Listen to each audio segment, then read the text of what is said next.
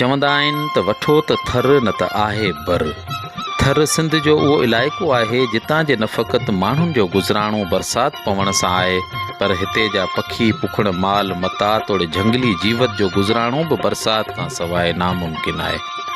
थर जे ॾुकारियल ॾेह ते जॾहिं कारनि ककरनि जे कूंजुनि जहिड़ी कतार लंघे थी त मारूअ जे ॾेह जे ॾोथीअड़नि मारूड़नि जे मुरझायल मुख ते मुर्कुनि जी महकार थी अचे।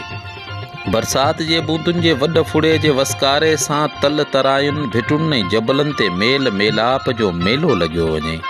ॾुकार सतायल हिन ॾेह ते मौला महिरबान थी जॾहिं बरसाति जूं बूंदूं थो वसाए त जबलनि ढोरनि रोडनि रस्तनि ॿनियुनि ॿारनि भिटुनि ते कंहिं कुंवार जहिड़ो हसीन साओ लिबास दुनिया जे लखे माण्हुनि खे हिते अचण ते मजबूर करे थो छॾे।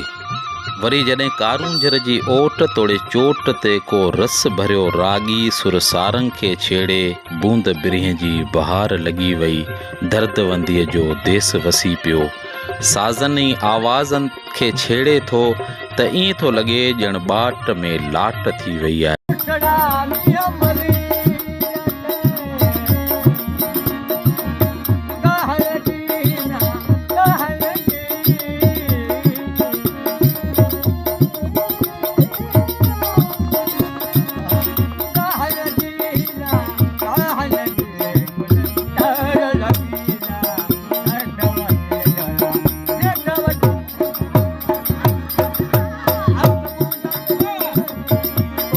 पखी पुखण कोयल मोर हरणनि समेत झंगली जीवत इंसान जे वजूद में नओं रूप फूकिजो वञे।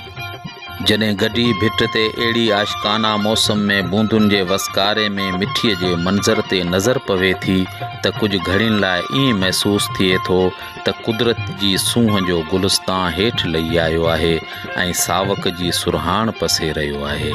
तारीख़ी मागनि किलनि महलनि माड़ियुनि में सदियुनि पुराणा गॾ घुरण लॻनि था। अंदर जी आत्मा खे एतिरो सुकून थो मिले जो कुझु वक़्त लाइ इंसान ख़ुदि खे विसारे थो वेहे ऐं हिन सूंहं जे गुलिस्तान में गुम थियो वञे। धणी दर दुआ आहे त ही थर हमेशह सारंग जे साज़नि ऐं मल्हार जे आलापनि में मुरकंदो ऐं वसंदो रहे। हितां जा मोहबती महिनती ऐं महिमान नवाज़ माण्हू सदा सुखिया ऐं सताबा हुजनि। अरशद सूमरो जे सिटुनि सां ख़ान अब्बासी BSK न्यूज़ टंडो मोहम्मद ख़ान।